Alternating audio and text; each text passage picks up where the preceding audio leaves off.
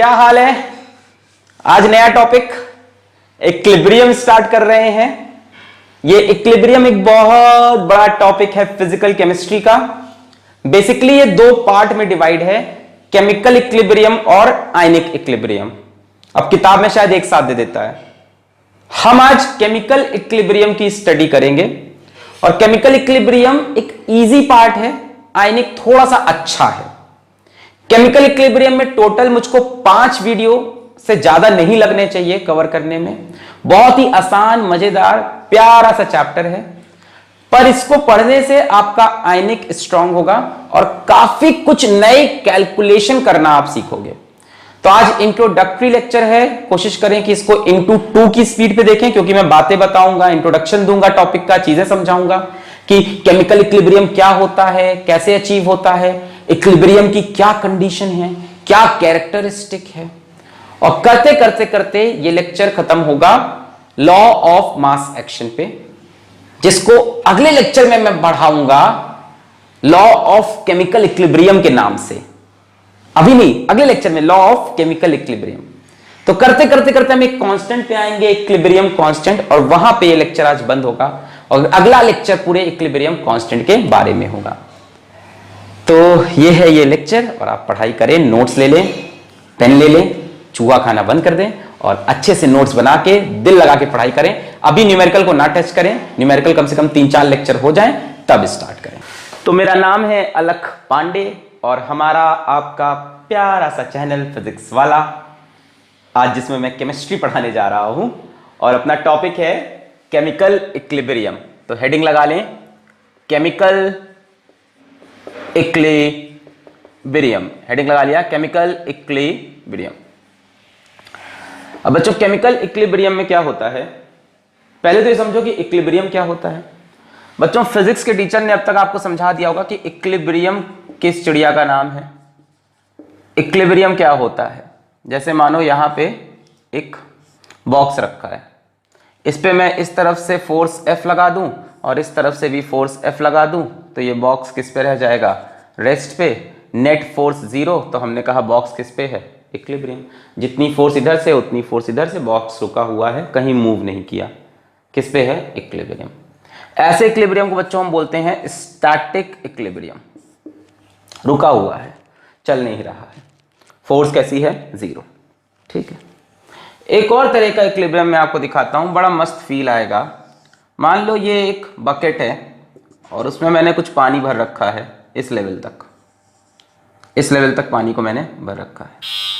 Suddenly मैंने ऊपर से एक टैप ऑन कर दिया और टैप से ड्रॉप वाइज पानी गिरने लगा। पानी गिरने से बकेट का लेवल बढ़ने लगेगा। मैंने क्या किया, बकेट के नीचे उतना ही बड़ा एक होल कर दिया जितना बड़ा टैप का होल था। यहां से एक ड्रॉप अंदर आई, यहां से एक ड्रॉप बाहर, यहां से दूसरी ड्रॉप अंदर आई, यहां से दूसरी ड्रॉप बाहर, यहां से तीसरी अंदर आई, यहां से तीसरी बाहर। ओवरऑल रिजल्ट ये होगा कि वाटर लेवल सेम रहेगा, यानी वाटर लेवल राइज नहीं किया, यानी वाटर लेवल किस कंडीशन में है, इक्विलिब्रियम में है कि नहीं। पर ये इक्विलिब्रियम उससे अलग है। क्या पानी का लेवल बढ़ नहीं रहा, एक्चुअल में बढ़ना चाह रहा है। क्या पानी का लेवल घट नहीं रहा, एक्चुअल में घटना भी चाह रहा, पर दोनों नहीं हो रहा। इसको हम बोलते हैं बच्चों डायनेमिक इक्विलिब्रियम, चलता फिरता इक्विलिब्रियम। असल में इसके अंदर चलने वाली कहानी हो रही है। यहां से पानी का भरना हो रहा है, पानी के भरने को हम मान लेते हैं अपना फॉरवर्ड रिएक्शन। एक फॉरवर्ड रिएक्शन है पानी का भरना, और यहां से पानी खाली हो रहा है, इसको हम बोल देते हैं बैकवर्ड रिएक्शन। भाई उल्टा हो रहा है ना, रिवर्स रिएक्शन है, ये फॉरवर्ड ये बैकवर्ड, ये उसका उल्टा काम हो रहा है, पानी इसमें से खाली कर रहा है। ये दोनों रिएक्शन बराबर की स्पीड से हो रहे हैं और इसलिए मिल रहा है इक्विलिब्रियम। तो इक्विलिब्रियम में जो फॉरवर्ड रिएक्शन का स्पीड होगा, स्पीड समझ सकते हैं अभी, वो बैकवर्ड रिएक्शन के स्पीड के बराबर होगा, तभी इक्विलिब्रियम आना है। जितनी तेजी से ये हो रहा है उतनी तेजी से ये। पर ये स्टैटिक नहीं है, ये डायनेमिक है, चलता फिरता इक्विलिब्रियम है। स्टैटिक तब होता जब कोई रिएक्शन होता ही नहीं, मतलब इस बाल्टी के अंदर, इस बकेट के अंदर पानी भरा था, भरा रहता, ना टैप से पानी आता ना यहां से निकलता, तो स्टैटिक इक्विलिब्रियम, कुछ हुआ ही नहीं। यहां पे हो रहा है क्या? फॉरवर्ड रिएक्शन हो रहा है, हो रहा है। क्या बैकवर्ड रिएक्शन हो रहा है? हो रहा है। दोनों रिएक्शन हो रहे हैं, पर दोनों की स्पीड बराबर है, इसलिए हमें कोई रिजल्ट दिखाई नहीं पड़ रहा। मतलब चलता फिरता काम है, फॉरवर्ड रिएक्शन भी चल रहा, बैकवर्ड भी चल रहा, पर हमें लग रहा कुछ नहीं हो रहा। सिस्टम इक्विलिब्रियम में है क्योंकि दोनों की स्पीड बराबर है, और ऐसे इक्विलिब्रियम को बोलते हैं डायनेमिक इक्विलिब्रियम, और chemical equilibrium is an example of dynamic equilibrium. तो पहली बात मेरी आपको नोट कर लेनी चाहिए, very important. Chemical equilibrium dynamic equilibrium होता है, स्टैटिक नहीं होता। डायनेमिक होता है, स्टैटिक नहीं होता। जितनी तेज फॉरवर्ड रिएक्शन उतनी तेज बैकवर्ड रिएक्शन। सामने से देखने में लग रहा है कुछ हो ही नहीं रहा, जबकि अंदर सारे प्रोसेस हो रहे हैं। ऐसा समझो, मान लो आप हो, आप बहुत ही शरीफ इंसान हो, ऐसा मान लो, और आपका एक दोस्त है, वो भी बहुत शरीफ इंसान है, ये भी मान लो, मानने की ही बातें हैं, और आप दोनों कभी एक दूसरे को बुरे भले शब्द का प्रयोग नहीं करते हो, बुरा भले शब्दावली का प्रयोग नहीं करते आपस में, ठीक है? तो आप दोनों इक्विलिब्रियम में हो ना, आप उसे कुछ कहते हो ना वो आपको कुछ कहता है। There is no forward reaction, there is no backward reaction. अब मान लो क्लास में कोई शैतान बच्चा है ना, चूहा खाने टाइप वाला, वो अपने दोस्त को बुरा भला, दोस्त भी उसको पलट के सर और बुरा भला, फिर ये पलट के और बुरा भला। तो जितना फॉरवर्ड रिएक्शन उतना बैकवर्ड रिएक्शन, ओवरऑल दोनों में भी लड़ाई नहीं होता, वो दोनों भी प्यार से चिपके रहते हैं क्लास में एकदम, एक दूसरे तू। क्यों? क्योंकि उनके बीच में भी इक्विलिब्रियम बना है, जितना फॉरवर्ड रिएक्शन उतना बैकवर्ड रिएक्शन। सो डायनेमिक इक्विलिब्रियम का नेचर समझ में आ गया, शैतान बच्चे वाला। अब बात करते हैं कि केमिस्ट्री में इक्विलिब्रियम कहां दिखता है। क्या हर रिएक्शन में इक्विलिब्रियम दिखेगा? नहीं बच्चों, केमिस्ट्री में दो तरह के केमिकल रिएक्शन आपको देखने हैं। पहला है irreversible chemical reaction. Irreversible reaction बच्चों, इररिवर्सिबल रिएक्शन क्या होंगे? जो एक ही डायरेक्शन में चले, रिवर्स ना हो, जिसमें रिएक्टेंट से सीधा क्या बन जाए? प्रोडक्ट बन जाए, इसको बोलते हैं इररिवर्सिबल, है ना? इसमें क्या होगा? रिएक्टेंट का concentration will decrease with time, कम होता जाएगा, और प्रोडक्ट का कंसंट्रेशन बोलो क्या होगा? इंक्रीज करेगा विथ टाइम। कितने डायरेक्शन में चलेगा ये? सिर्फ और सिर्फ फॉरवर्ड डायरेक्शन में चलेगा, बैकवर्ड डायरेक्शन का रिएक्शन नहीं होगा। तो भाई सवाल आता है कि सर ऐसा क्यों नहीं हो रहा? तो ऐसा यार नेचर की वजह से है रिएक्शन की। जैसे मान लो हम एक एग्जांपल ले लें कि हमारे पास एक एसिड और एक बेस का रिएक्शन है, और दोनों स्ट्रांग है, स्ट्रांग एसिड स्ट्रांग बेस। तो भैया स्ट्रांग एसिड स्ट्रांग बेस की क्या चाहत होती है कि हम कंबाइन करके क्या बना दें? सॉल्ट प्लस वाटर, है ना? जैसे मान लो अपने पास HCl plus NaOH, strong acid strong base, so it will form what? NaCl plus H2O। क्या ये दोनों कंबाइन करके वापस ये बनाना चाहेंगे? नहीं, क्योंकि HCl की टेंडेंसी H प्लस लूज करने की, वापस थोड़ी ना H प्लस लेगा वो। इसकी टेंडेंसी OH माइनस लूज करने की, लूज कर देगा, ये लूज कर देगा, ये रिएक्शन वापस नहीं कर रहा। नेचर ऑफ रिएक्टेंट पे डिपेंड करता है। जैसे इस टाइप का रिएक्शन कभी भी वापस नहीं आएगा, ये इररिवर्सिबल है। जैसे प्रेसिपिटेशन रिएक्शंस,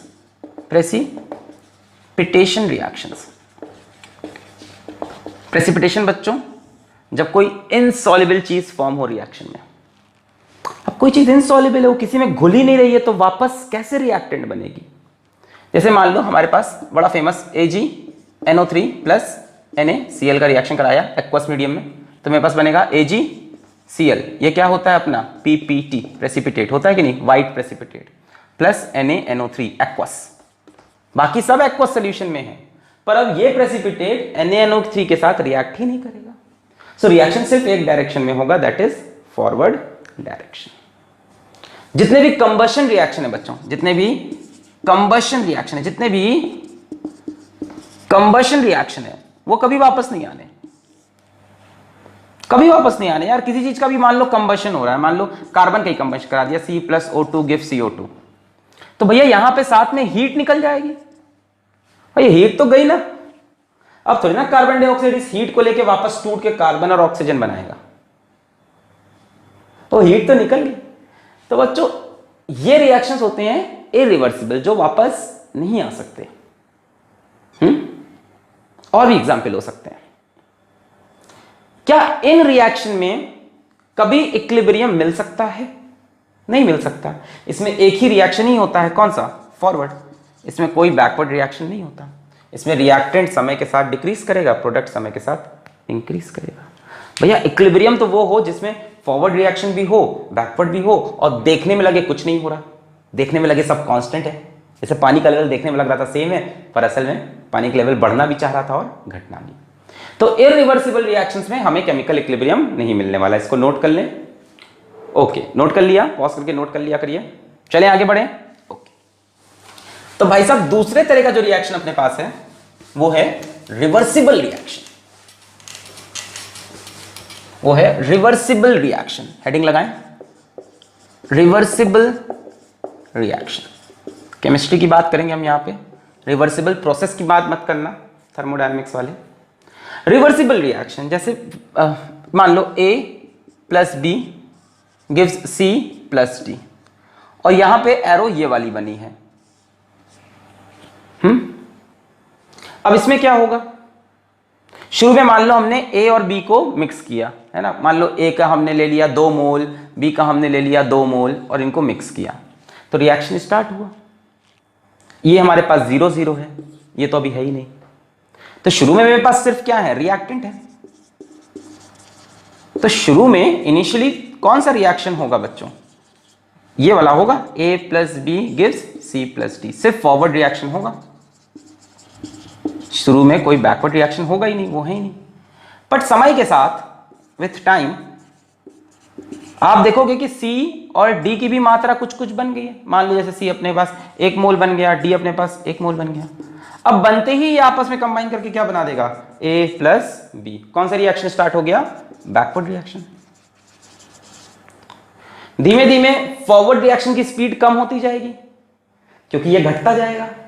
घटता जाएगा तो कंबाइन करने में, मॉलिक्यूल्स को लड़ने में, लड़कर रिएक्शन करने में मुश्किल होगी, मॉलिक्यूल्स कम हो जाएंगे। तो धीमे धीमे फॉरवर्ड रिएक्शन का रेट गिरेगा और धीमे धीमे बैकवर्ड रिएक्शन का रेट बढ़ेगा। इधर मॉलिक्यूल्स बढ़ रहे हैं, ज्यादा आपस में टकराएंगे और रिएक्शन करेंगे। तो धीमे धीमे फॉरवर्ड का रेट घटेगा, बैकवर्ड का बढ़ेगा, और एक सिचुएशन ऐसी आएगी जब फॉरवर्ड और बैकवर्ड बराबर हो जाएगा, तब आपको मिल जाएगा इक्विलिब्रियम। खैर, अभी हम समझ रहे थे कि रिवर्सिबल रिएक्शन क्या होते हैं। तो वो होते हैं जिनमें फॉरवर्ड रिएक्शन हो और बैकवर्ड रिएक्शन हो। बस कैसे होता है मैंने बताया, शुरू में फॉरवर्ड होगा, बाद में विद टाइम बैकवर्ड भी स्टार्ट हो गया। ठीक है, एग्जाम्पल देख लो इसके। जैसे N2 plus 3H2 gives 2 moles of NH3। देखा है तो कई बार हम लोगों ने रिवर्सिबल रिएक्शन। जैसे SO2 plus O2 gives sulphur trioxide, दोनों ही बड़े ही फेमस रिएक्शन है। ये जहां हेबर्स प्रोसेस का पार्ट हुआ करता था, ये कॉन्टैक्ट प्रोसेस का पार्ट हुआ करता था, दोनों ही बड़े फेमस रिवर्सिबल रिएक्शन। और क्या हो सकता है अपने पास? PCl5 को मैंने लेके हीट कर दिया, सो PCl3 plus Cl2 dissociation. Forward भी होगा, बैकवर्ड भी होगा।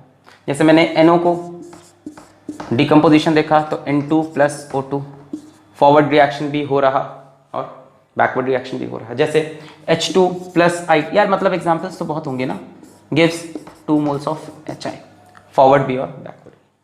तो ये सारे रिवर्सिबल रिएक्शन के एग्जाम्पल्स हैं। रिवर्सिबल रिएक्शन का एक पर्टिकुलर केस है केमिकल इक्विलिब्रियम। रिवर्सिबल का मतलब रिएक्शन आगे भी जा रहा, पीछे भी आ रहा।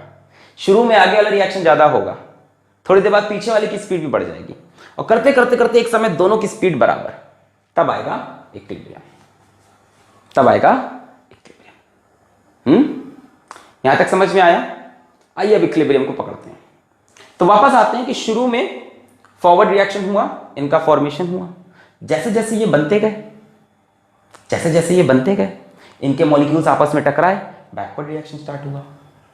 धीमे धीमे इनकी कंसंट्रेशन कम होती जा रही है, इनकी कंसंट्रेशन बढ़ रही है। धीमे धीमे फॉरवर्ड रिएक्शन गिर रहा है, बैकवर्ड रिएक्शन बढ़ रहा है। एक समय दोनों रिएक्शन बराबर, एक समय दोनों रिएक्शन की स्पीड बराबर।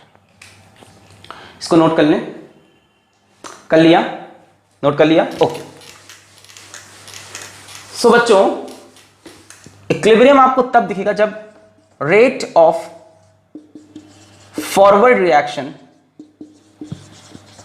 becomes equal to rate of backward reaction। जब दोनों ही रिएक्शन का स्पीड रेट बराबर हो जाए, किसमें? रिवर्सिबल रिएक्शन में, तब हमको मिलता है इक्विलिब्रियम। ठीक है, मतलब इक्विलिब्रियम में होगा क्या, जैसे एग्जांपल ले लेता हूं, N2 + 3H2 gives 2NH3। पूरा फील लेके समझते हैं इसको। शुरू में क्या होगा, नाइट्रोजन हाइड्रोजन कंबाइन करके अमोनिया बनाएंगे। ठीक है, अमोनिया बन रहा है। एक टाइम बाद अमोनिया टूट के वापस नाइट्रोजन हाइड्रोजन बनने लगेगा। अब जितना अमोनिया बन रहा था वो ज्यादा था, जितना वो टूट रहा था वो कम था। धीमे धीमे अमोनिया के बनने का रेट कम हो गया। क्यों? क्योंकि इनका कंसंट्रेशन कम होता जाएगा और धीमे धीमे बैकवर्ड रिएक्शन बढ़ जाएगा। एक समय आके rate of formation of ammonia will become equal to rate of decomposition of ammonia। एक समय आके जितना अमोनिया बन रहा होगा उतना ही अमोनिया वापस नाइट्रोजन हाइड्रोजन में ब्रेक हो रहा होगा। मतलब देखने वाले को ऐसा लगेगा कि concentration of ammonia is constant. जो देखेगा उसे तो लगेगा भैया अमोनिया की कंसंट्रेशन कांस्टेंट हो गई है। जितनी तेजी से अमोनिया बन रहा है उतनी तेजी से वो डिकम्पोज कर रहा है। तो देखने वाले को लगेगा रिएक्शन हो ही नहीं रहा। वो कहेगा अमोनिया की कंसंट्रेशन मान लो x थी, थोड़ी देर बाद आके देखेगा फिर x है, थोड़ी देर बाद फिर देखेगा x है, चेंज ही नहीं हो रही। तो उसे लगेगा रिएक्शन हो नहीं रहा, पर रिएक्शन हो रहा है भाई साहब। रिएक्शन हो रहा है, फॉरवर्ड भी बैकवर्ड भी। इसलिए मैंने बोला केमिकल इक्विलिब्रियम किस नेचर का है? डायनेमिक नेचर का है। रिएक्शन चल रहा है। हुआ यह है कि हाँ, इनकी कंसंट्रेशन अब कांस्टेंट हो गई है। इसकी कंसंट्रेशन, इसकी कंसंट्रेशन, इसकी कंसंट्रेशन सब कांस्टेंट हो गई है। बस इतना हुआ है और रेट दोनों रिएक्शन के बराबर हो गए। इसकी कंसंट्रेशन भी कांस्टेंट, जितना नाइट्रोजन टूट के उधर जा रहा उतना नाइट्रोजन बन के इधर आ रहा। इसकी भी कांस्टेंट, सबकी कंसंट्रेशन इक्विलिब्रियम पे कांस्टेंट। मैं दो ग्राफ दिखाता हूं, उससे और चीजें क्लियर होंगी। चलो मैं आपको दो ग्राफ दिखाता हूं। पहला ग्राफ लेते हैं रेट ऑफ रिएक्शन का। Rate of reaction versus time. शुरू में बच्चों कौन सा रिएक्शन होगा? फॉरवर्ड। तो ये फॉरवर्ड रिएक्शन का रेट समय के साथ देखो घटता हुआ, ये फॉरवर्ड का रेट समय के साथ घटता जा रहा है ना। फॉरवर्ड रिएक्शन शुरू में बहुत ज्यादा, फिर कम होने लगा, कम होने लगा, कम होने लगा, कम होने लगा। शुरू में बैकवर्ड रिएक्शन कितना होगा? 0। प्रोडक्ट है ही नहीं, क्या टूटेगा वो? बैकवर्ड रिएक्शन स्टार्टिंग में 0। समय के साथ साथ फॉरवर्ड रिएक्शन होगा, इनका फॉर्मेशन होगा और बैकवर्ड रिएक्शन स्टार्ट होगा। मतलब समय के साथ साथ बैकवर्ड रिएक्शन का रेट, स्पीड बढ़ेगी बढ़ेगी बढ़ेगी और फॉरवर्ड ही घटेगी घटेगी घटेगी, इसकी बढ़ेगी बढ़ेगी बढ़ेगी, फॉरवर्ड ही घटेगी घटेगी घटेगी घटेगी घटेगी बड़ी बड़ी घड़ी बड़ी घड़ी बराबर। एक समय के बाद rate of forward reaction, rate of backward reaction दोनों बराबर। ये क्या है? Forward reaction. ये कौन सा है? बैकवर्ड। शुरू में फॉरवर्ड की स्पीड बहुत ज्यादा थी, देखो ये रेट है। शुरू में फॉरवर्ड का रेट बहुत ज्यादा, गिर रहा है गिर रहा है गिर रहा है गिर रहा है। बैकवर्ड का 0, बढ़ रहा है बढ़ रहा है बढ़ रहा है बढ़ रहा है बढ़ रहा है और बढ़ते बढ़ते एक टाइम दोनों का रेट बराबर। इस जगह पे rate of forward reaction is equals to rate of backward reaction. ये है बच्चों वो टाइम जिस पे इक्विलिब्रियम अचीव हो गया। ये वो समय है जिस पे इक्विलिब्रियम अचीव हो गया। क्या इक्विलिब्रियम पे फॉरवर्ड रिएक्शन बंद हो गया है? नहीं। बैकवर्ड बंद हुआ है? नहीं। दोनों की स्पीड बराबर हो गई। एक और ग्राफ बनाएंगे बच्चों, बड़ा ही इंपॉर्टेंट है, कंसंट्रेशन वर्सेस टाइम का। ठीक है, जैसे नाइट्रोजन की कंसंट्रेशन शुरू में ज्यादा होगी। शुरू में नाइट्रोजन हाइड्रोजन कंसंट्रेशन थी, तो नाइट्रोजन कंसंट्रेशन ज्यादा है, समय के साथ घटती गई घटती गई घटती गई घटती गई और एक टाइम के बाद कांस्टेंट हो गई। एक टाइम के बाद नाइट्रोजन कंसंट्रेशन कांस्टेंट, जितना टूट रहा था उतना बन रहा था। जैसे हाइड्रोजन की कंसंट्रेशन शुरू में ज्यादा थी, एक टाइम के बाद कांस्टेंट हो गई। ये नाइट्रोजन, ये हाइड्रोजन। जैसे अमोनिया की कंसंट्रेशन शुरू में 0 थी, बढ़ते बढ़ते एक टाइम के बाद कांस्टेंट हो गई। यहां जरूरी नहीं कि तीनों लाइन आपस में मिक्स हो भी सकती, नहीं भी हो सकती। Concentration of each reactant and each product becomes constant at equilibrium। Note करें, इतना नोट करें। फिर मैं आपको एक छोटा सा प्यारा सा नन्हा सा मुन्ना सवाल देता हूं। कंसंट्रेशन रिएक्टेंट की गिर रही है, प्रोडक्ट की बढ़ रही है, और सबकी बाद में कांस्टेंट हो गई। बराबर हो जरूरी नहीं, बराबर रेट होना जरूरी है। रेट का बराबर होना जरूरी है, कंसंट्रेशन तो बस कांस्टेंट हो जाएगी। नोट कर लिया है? नोट कर लिया है? मिटा दें? पक्का? ओके। मैं आपको तीन तीन ग्राफ दूंगा, आपको बताना है कौन सा सही कौन सा गलत। चलिए मैं आपको तीन ग्राफ देता हूं। Rate of reaction versus time का, और कंसंट्रेशन वर्सेस टाइम का। तो ये तीन ग्राफ मैं बना रहा हूं, आपको बताना है कौन सा सही है कौन सा गलत। रेट ऑफ रिएक्शन, ये फॉरवर्ड रिएक्शन, ये बैकवर्ड रिएक्शन, ये फॉरवर्ड ये बैकवर्ड, और ये टाइम इस तरफ, ठीक है। इधर रेट ऑफ रिएक्शन, इधर टाइम, आर ओ आर इधर T, R O R rate of reaction, इधर टाइम। रेट ऑफ रिएक्शन को अपन आर ओ आर बोलते हैं, नेक्स्ट ईयर केमिकल काइनेटिक्स में देखेंगे 12th में। बताना कौन सा ग्राफ सही है कौन सा गलत।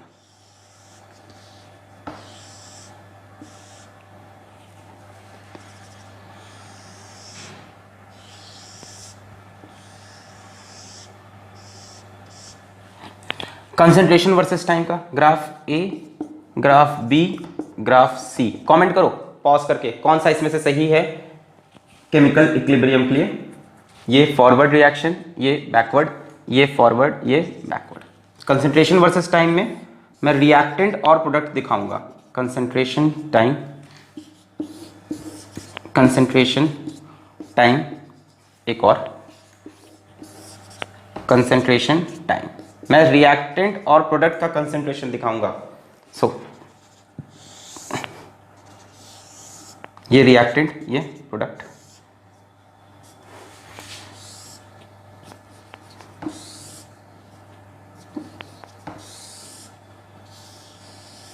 ये रिएक्टेंट, ये प्रोडक्ट।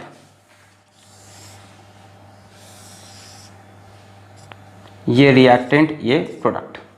तो आप बताना इसमें से कौन सा ग्राफ करेक्टली रिप्रेजेंट कर रहा केमिकल इक्विलिब्रियम को, इन तीनों में से और इन तीनों में से। यहां फिर से ए बी सी।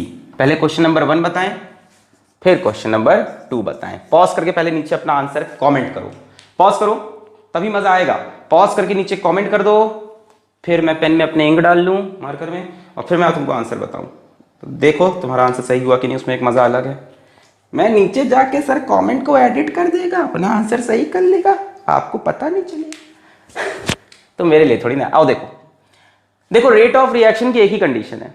अगर इक्विलिब्रियम चाहिए तो rate of forward reaction should be equal to rate of backward reaction. बस एक ही कंडीशन है, जितना फॉरवर्ड रिएक्शन की स्पीड है उतनी बैकवर्ड की हो। मेरे ख्याल से यही वाला है, बाकी किसी में ऐसा हुआ ही नहीं। यहां पे एक बार ऐसा हुआ कि फॉरवर्ड और बैकवर्ड का रेट बराबर हुआ, फिर फॉरवर्ड का रेट बढ़ गया, बैकवर्ड का रेट घट गया, यानी फॉरवर्ड रिएक्शन तेजी से होने लगा, बैकवर्ड धीमे धीमे होने लगा, रिएक्शन फॉरवर्ड जाने लगेगा। यहां पे क्या हो रहा है कि फॉरवर्ड रिएक्शन का रेट कांस्टेंट है, बैकवर्ड रिएक्शन का रेट भी कांस्टेंट हो गया। फॉरवर्ड का गिरा और गिर के कांस्टेंट, बैकवर्ड का बढ़ा बढ़ के कांस्टेंट, पर दोनों बराबर नहीं हुए। फॉरवर्ड का रेट अभी भी बैकवर्ड से ज्यादा है, अभी भी फॉरवर्ड रिएक्शन ज्यादा हो रहा, बैकवर्ड रिएक्शन कम हो रहा। इक्विलिब्रियम नहीं मिलेगा। यहां इक्विलिब्रियम मिलेगा सिर्फ और सिर्फ पहले में, क्योंकि फॉरवर्ड और बैकवर्ड का रेट इसके बाद पूरे टाइम बराबर हो गया। सिर्फ और सिर्फ ए ऑप्शन करेक्ट है, बी और सी गलत हैं।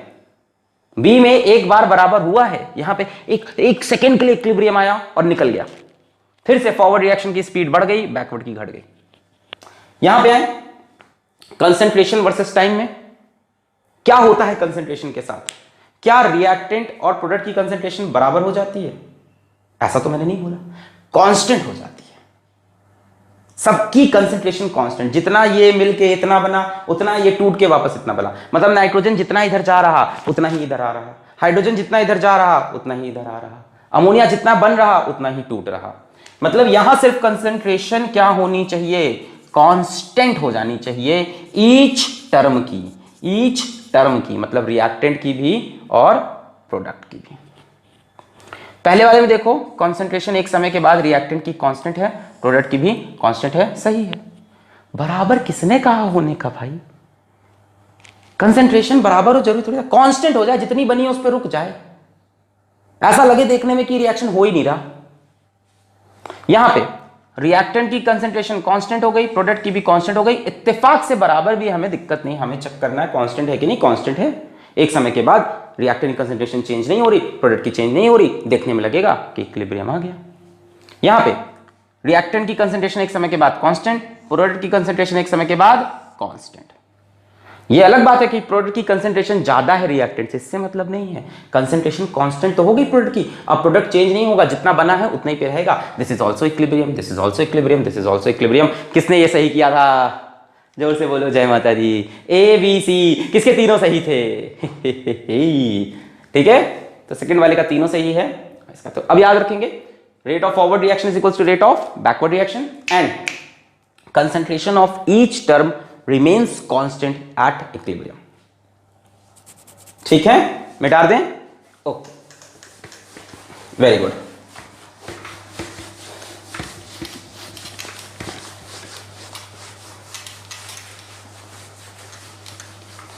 चलिए इसके बाद एक छोटा सा टॉपिक अपन पढ़ लेते हैं जो है कैरेक्टरिस्टिक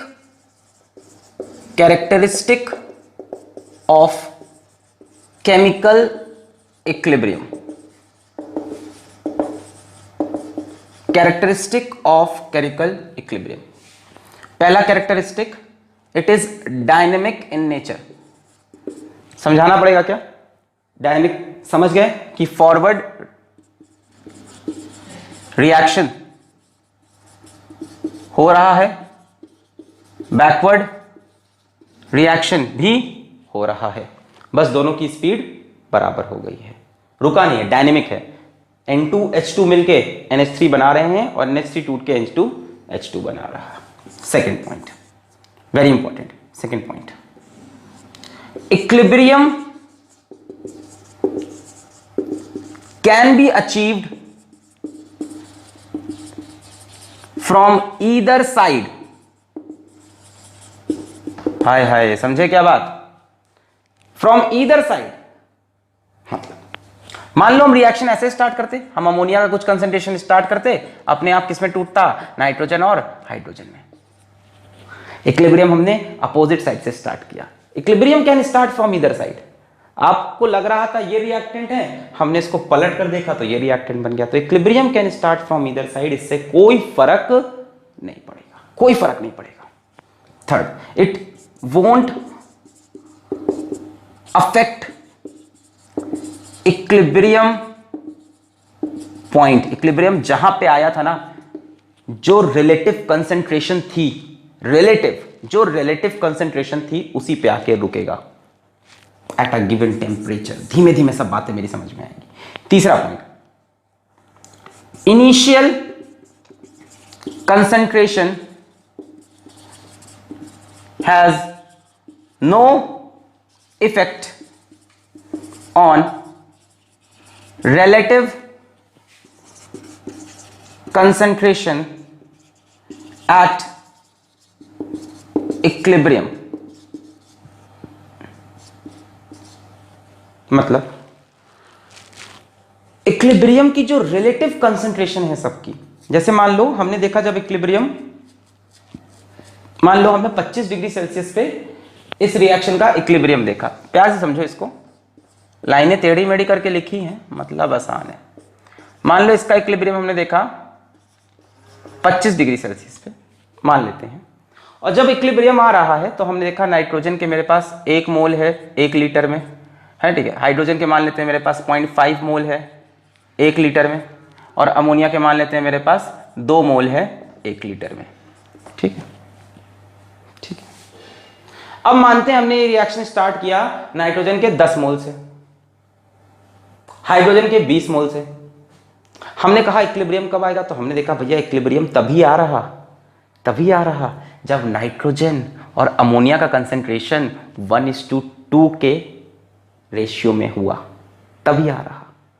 ऐसा नहीं कि इक्विलिब्रियम का पॉइंट बदल गया।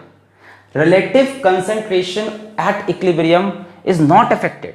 Initial concentration has no effect on relative concentration at equilibrium. Equilibrium पे नाइट्रोजन और अमोनिया की रिलेटिव कंसेंट्रेशन क्या है? 1:2। अब तुम्हारी मर्जी, तुम चाहो यहां पे 100 नाइट्रोजन के मोल 1000 हाइड्रोजन के मोल से रिएक्शन को स्टार्ट करो, कर दो तुम। इक्विलिब्रियम तभी अचीव होगा जब इसका और इसका रेशियो 1:0.5 का मिलेगा। मतलब इक्विलिब्रियम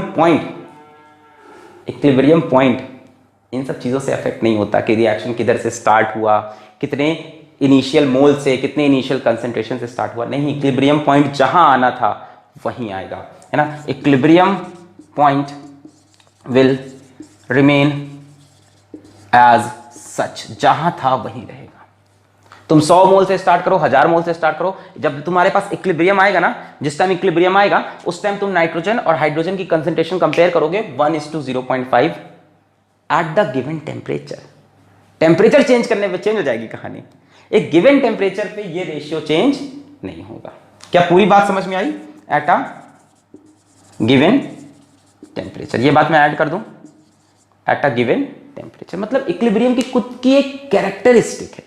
ये क्या है? एक कैरेक्टरिस्टिक इक्विलिब्रियम का। This is characteristic of equilibrium. ये इक्विलिब्रियम की एक पहचान है।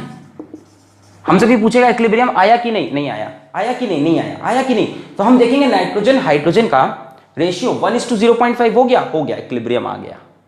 एक कैरेक्टरिस्टिक इक्विलिब्रियम जहां पे आता था वहीं आएगा, इक्विलिब्रियम पॉइंट चेंज नहीं होगा। और कैसे पकड़ोगे इक्विलिब्रियम आ गया? अगर इक्विलिब्रियम अचीव हो जाएगा तो कलर जो होगा वो कांस्टेंट हो जाएगा, कलर चेंज होना बंद हो जाएगा। अरे समझो ना यार, इक्विलिब्रियम का एक कैरेक्टरिस्टिक कलर होगा, उस कंसेंट्रेशन का एक अपना ही रंग होगा, उसका अपना ही बिहेवियर होगा। जैसे ही वो अचीव होगी तुम कहोगे हाँ ये इक्विलिब्रियम आ गया। अब कलर चेंज नहीं हो सकता। क्यों नहीं हो सकता? क्योंकि कंसेंट्रेशन कांस्टेंट है। जितना रिएक्शन फॉरवर्ड है उतना बैकवर्ड है? जितना वो आपका इंडिकेटर किसी एक कलर से दूसरे में जा रहा उतना ही वापस दूसरे में पहले में आ रहा है। मतलब कलर चेंज नहीं, कलर कांस्टेंट हो जाएगा। प्रेशर आपका कैरेक्टरिस्टिक कांस्टेंट हो जाएगा। Pressure will be constant. जितनी भी प्रॉपर्टी मेजरेबल है सब कांस्टेंट हो जाएंगी इक्विलिब्रियम पे। कोई भी क्वांटिटी वेरी नहीं कर सकती। एक पर्टिकुलर कैरेक्टरिस्टिक था, हमें पता था इसका इक्विलिब्रियम जब आता है तब हम प्रेशर निकाल के बैठे थे कि प्रेशर 4 एटमॉस्फेयर आना चाहिए। तो हम प्रेशर मेजर कर रहे हैं, इक्विलिब्रियम आया कि नहीं आया कि नहीं, 4 एटमॉस्फेयर प्रेशर, मतलब इक्विलिब्रियम आ गया। समझ रहे हो बात क्या कह रहा हूं? कि इक्विलिब्रियम की अपनी एक कैरेक्टरिस्टिक है, डिफाइंड है। हमें पता चल जाता है हाँ इक्विलिब्रियम आ गया क्योंकि प्रेशर इतना हो गया है, कलर रेड पे या ब्लू पे आके कांस्टेंट हो गया है, कंसंट्रेशन रिलेटिव अब चेंज नहीं हो रही। ये सारी पहचान है किसकी? इक्विलिब्रियम की। हर इक्विलिब्रियम की अपनी एक पहचान होती है, हर अलग इक्विलिब्रियम की अलग होगी। ये तो एग्जांपल दिया मैंने, हो सकता हो अभी 30 डिग्री सेल्सियस पे ये कंसंट्रेशन चेंज हो जाए। एट अ गिवन टेम्परेचर ये सारी चीजें कांस्टेंट होंगी। डेंसिटी कांस्टेंट हो जाएगी। अरे कैसे डेंसिटी चेंज हो सकती है? रिएक्शन होना बंद हो गया है, जितना फॉरवर्ड हो रहा है उतना बैकवर्ड।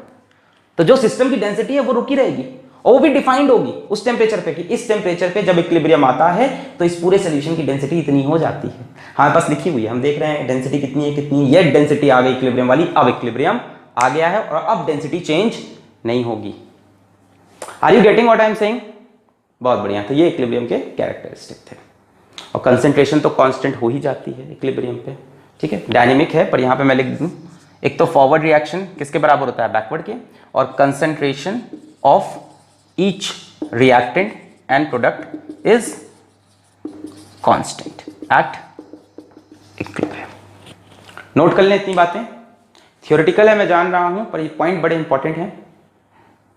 जैसे आपसे एग्जाम में लिख दे दिया कि इस समय पे आके हमने, जब मान लो उन्होंने कोई न्यूमेरिकल बनाया, न्यूमेरिकल बोला कि जब हाइड्रोजन और आयोडीन का कंसंट्रेशन इतना है तो हमने देखा सोल्यूशन का कंसंट्रेशन, सोल्यूशन का कलर चेंज होना बंद हो गया। हमने देखा जब हाइड्रोजन और आयोडीन का कंसंट्रेशन इतना है तो सोल्यूशन का कलर चेंज होना बंद हो गया। हम समझ जाएंगे क्या क्या बात कर रहे हैं इक्विलिब्रियम की, हम समझ जाएंगे। वो बोलेंगे जब इतना मोल्स ऑफ HI बना है तब कलर कांस्टेंट हो गया, हम समझ जाएंगे क्या आ गया है इक्विलिब्रियम। कॉन्स्टेंसी आ जाए किसी चीज में, रुक जाए कोई चीज कहीं पे जाके एक पर्टिकुलर वैल्यू पे जाके हर बार रुके, तो उसको हम बोलते हैं इक्विलिब्रियम। Characteristic of equilibrium. क्या इतनी बातें क्लियर है मेरी एकदम? Dynamic in nature, can be achieve from either side, initial concentration has no effect on relative concentration at equilibrium, equilibrium point जहां आना था वहीं आएगा at a given temperature, colour वगैरह चीजें, प्रेशर वगैरह चीजें, डेंसिटी वगैरह चीजें कांस्टेंट हो जाएंगी। चलिए देखते हैं अगला पॉइंट क्या है इक्विलिब्रियम का। इतना नोट कर लिया है? नोट कर लें। चलिए देखते हैं और कुछ पॉइंट्स। ठीक है, तो 3 कैरेक्टरिस्टिक आपको समझ में आ गए। डायनेमिक होता है, किसी भी तरफ से स्टार्ट करें इक्विलिब्रियम उसी रिलेटिव कंसंट्रेशन पे आएगा, कितनी भी कंसंट्रेशन स्टार्ट करें इक्विलिब्रियम उसी रिलेटिव कंसंट्रेशन पे आएगा, और कलर वगैरह कांस्टेंट हो जाएंगे। चौथा पॉइंट देखें बच्चों, very important fourth point, which is कि क्लोज्ड वेसल का होना जरूरी है। Equilibrium can B attend only in a closed vessel, vessel का बंद होना जरूरी है। जैसे मान लो यहां कोई रिएक्शन हो रहा है, कोई भी रिएक्शन हो रहा है, A + B, ठीक है, रिवर्सिबल रिएक्शन है, C + D, और D जो है वो गैसियस है। अब मान लो ओपन वेसल में ये रिएक्शन हो रहा है, ओपन वेसल में क्या होगा, ये D धीमे धीमे एस्केप कर जाएगा। अब भैया D एस्केप कर जाएगा तो ये पीछे वाला रिएक्शन होगा कैसे? बैकवर्ड रिएक्शन बंद हो जाएगा, सिर्फ फॉरवर्ड रिएक्शन होगा। तो ओपन वेसल में इक्विलिब्रियम अचीव करना पॉसिबल नहीं है। इट इज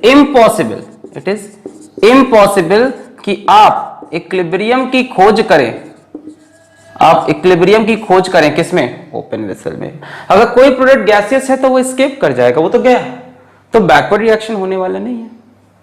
समझ में आ गया? पांचवा very important, which is role of catalyst. Role of catalyst बहुत इंपॉर्टेंट है, रोल ऑफ कैटलिस्ट। मान लो एक रिएक्शन हो रहा है A से B,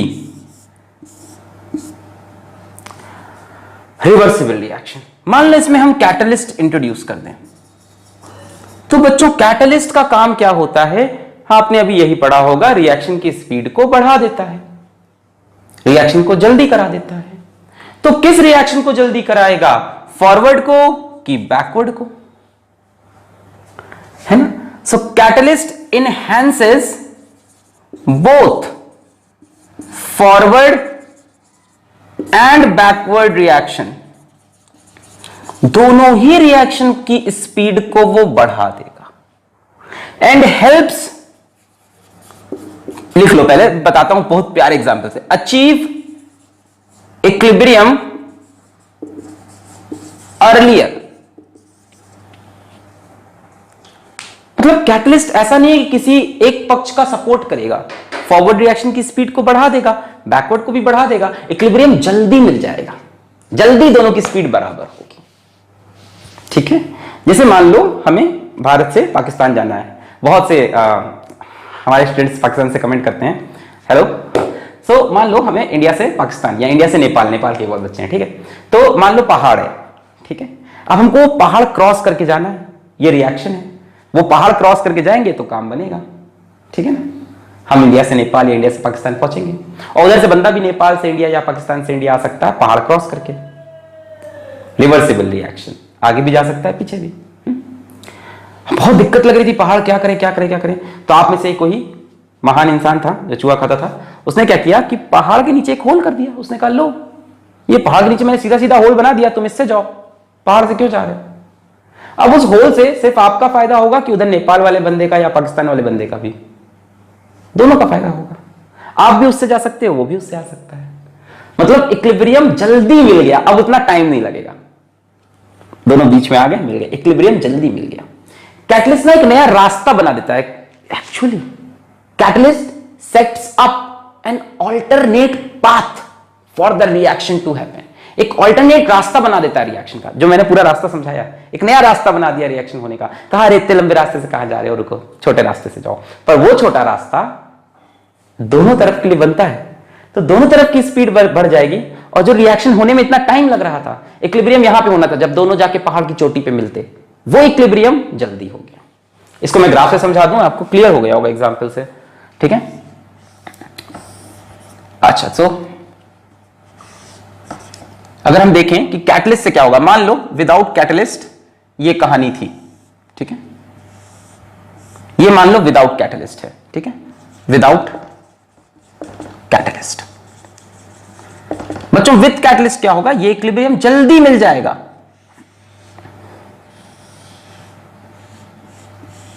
ये हो गया विथ कैटलिस्ट। इक्विलिब्रियम पॉइंट जो था, ये देखो इक्विलिब्रियम पॉइंट और ये इक्विलिब्रियम पॉइंट, कैटलिस्ट के साथ इक्विलिब्रियम पॉइंट जल्दी आ जाएगा। Equilibrium will be achieve earlier, सिर्फ इतना फायदा होगा। क्लियर है? कैटलिस्ट का रोल समझ में आ गया, क्लोज वेसल होनी चाहिए समझ में आ गया, ताकि कोई भी चीज एस्केप ना करे। ठीक है, सारी कहानी समझ में आ गई। डायनेमिक इन नेचर, किसी भी तरफ से अचीव हो सकता है।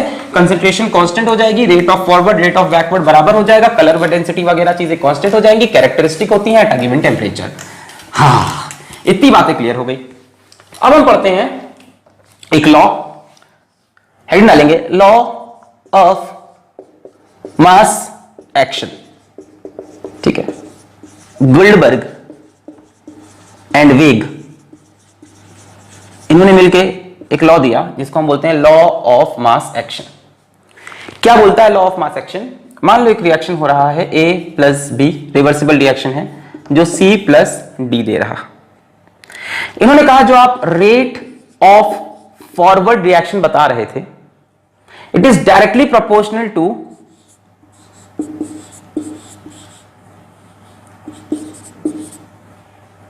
What is this? This is called active मास।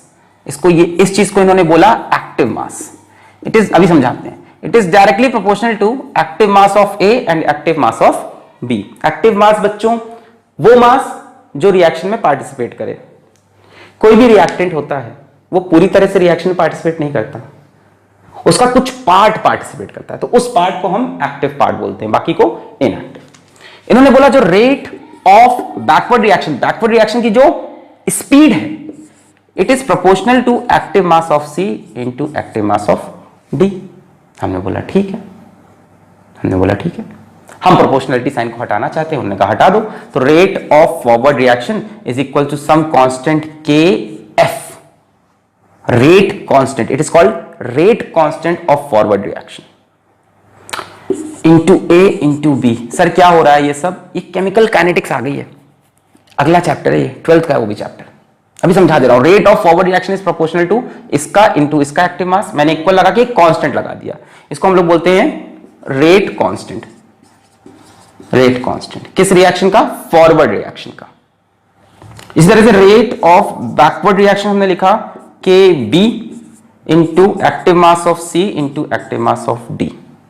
ये भी रेट कांस्टेंट बैकवर्ड कांस्टेंट है ये, ठीक है, गिवन टेम्परेचर पे कांस्टेंट, किसी चीज से फर्क नहीं पड़ता, बड़े बेहा होते हैं, गिवन टेम्परेचर पे पूरी तरह से कांस्टेंट। भाई साहब अगर इक्विलिब्रियम आ गया है प्यारे बच्चों, so rate of forward reaction will be equal to rate of backward reaction. So K F into A into B is equal to K B into C into D.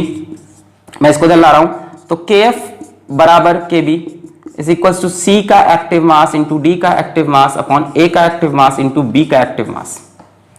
के F is a constant, K B is a constant at a given temperature, these both are constant, तो इन दोनों का ratio भी तो constant होगा। इनके ratio को हम बोलते हैं के ई, इक्विलिब्रियम कांस्टेंट, के ई इक्विलिब्रियम कांस्टेंट। क्या होता है equilibrium constant? K F upon के बी, फॉरवर्ड रिएक्शन का कांस्टेंट अपॉन बैकवर्ड रिएक्शन का कांस्टेंट। दूसरा तरीका active mass of products upon active mass of reactants. Clear हुआ? क्लियर हुआ? के equilibrium, equilibrium constant, constant at a given temperature, constant at a given temperature. इसको इनकी concentration वगैरह से कोई फर्क नहीं पड़ता, constant at a given temperature for a given reaction, के इक्विलिब्रियम। जरा एक काम करते हैं, इसको मिटा रहे, नोट कर लो। जिंदगी कैसी है पहेली हाय, कभी केमिस्ट्री दिखाए, कभी फिजिक्स दिखाए, और मैथ्स के लिए है मेरे पास कुछ। मिटा दें इसको? हमेशा बोलते हो सर है कुछ, होता नहीं, कोई तैयारी नहीं कंटेंट देने को, मैं क्या करूं? कोई कंटेंट देने को अपना तैयार हो जाए तो मुझे क्या दिक्कत है? मिटा दें? Okay okay. अब मैं आपसे एक चीज पूछता हूं फिर से, के इक्विलिब्रियम आप थोड़ा बहुत समझ गए हो ना? के इक्विलिब्रियम निकालना है तो क्या करो? के फॉरवर्ड अपॉन के बैकवर्ड। देखो बताने को मैं 1 सेकंड बता सकता हूं, पर बिना कंसेप्ट के मजा नहीं आता। मान लो मेरे पास रिएक्शन है 2a plus B gives c plus 3d। मैंने कहा इसका के ही निकालो, इसका के ही निकालो। तो मैं साइड में लिख दे रहा हूं इसका के कितना आएगा पहले से। के इसका आएगा बच्चों d की पावर 3, c की पावर 1, a की पावर 2, b की पावर 1। एक्टिव मासेस हैं सब, ठीक है। अब देखो हुआ कैसे, समझना भी जरूरी है। रेट ऑफ फॉरवर्ड रिएक्शन किसके प्रोपोर्शनल होगा? 2a है यार। क्या इसको हम ऐसे लिख सकते हैं a प्लस a? तो rate of forward reaction a के एक्टिव मास पे, फिर a के एक्टिव मास पे, फिर b के एक्टिव मास पे डिपेंड करेगा, बिल्कुल करेगा। So we can say ROF is equals to k forward into a का एक्टिव मास की पावर 2, b का एक्टिव मास की पावर 1। इधर से rate of backward reaction is proportional to, एक तो C और D 3 बार लिख लें हम 3D की जगह, D D D, तो it is proportional to D D D D D डेक्स्टर। Rate of backward reaction is equals to K B C D की पावर 3। अब आपको पता है कि इक्विलिब्रियम आने पे फॉरवर्ड और बैकवर्ड का रेट बराबर हो जाएगा। तो आप बोलोगे कि इक्विलिब्रियम आने पे rate of forward reaction is equals to rate of backward reaction, so KF into A की पावर 2 B की power 1 is equals to KB into C की पावर 1 D की पावर 3। अब यहां से KF बटे KB का रेशियो C की पावर 1 D की पावर 3 अपॉन A की पावर 2 इंटू B की पावर 1। मुझे पता है स्कूल में से बता दिया गया होगा कि भाई जो चीज स्टोइकियोमेट्री में लिखी है उसी को पार में लगा दो। मैं फील करा रहा था कि कैसे गुल्डबर्ग एंड वेगे का लॉ ऑफ मास एक्शन इस इक्विलिब्रियम कांस्टेंट को निकालता है। स्कूल में बड़े आसानी से बोल देते हैं आपसे, क्या करो, हमको भी बोलते थे क्या करो, बोलते हैं डी के सामने जो कोफिशिएंट लगा है उसको पार में लिख दो, बी के सामने ए के सामने जो कोफिशिएंट लिखा है 2 तो 2 को पार में लिख दो। मैंने भी आंसर पहले बता दिया था तुरंत खटाक से, पर हुआ ऐसे। कंसेप्ट क्लैरिटी हुई आपको? कंसेप्ट क्या है कि रेट ऑफ रिएक्शन किस पे डिपेंड करेगा? एक्टिव मासेस के प्रोडक्ट्स पे। 2 बार है तो 2 बार ले लिया, 3 बार है तो 3 बार ले लिया। क्लियर है? Equilibrium constant KF by KB। अब आप समझ गए, वैसे स्टोइकियोमेट्रिक कोफिशिएंट की पार लगा देंगे तो काम बन जाएगा। मिटा दें? ओके, ठीक है। जैसे मैं एक रिएक्शन आपको दे ही दूं, देखूं आप कितना समझे। मान लो हमसे बोला N2 plus 3H2 gives 2 moles of NH3। हमसे बोलता है के बताओ, तो आप बोलोगे NH3 की पावर 2, N2 की पावर 1, H2 की पावर 3। प्रोडक्ट्स के active mass raise to the power जो स्टोइकियोमेट्री में है, रिएक्टेंट के active mass raise to the power जो स्टोइकियोमेट्री में है। क्लियर? आ गया है? क्लियर है? अच्छा, क्लियर एकदम? ओके, चलिए अगली हेडिंग मारेंगे आप, 2 types of equilibrium constant. two types of equilibrium constant, 2 types of equilibrium constant। समझें, और ये आए क्यों ये भी समझे, रीजन है इसके पीछे।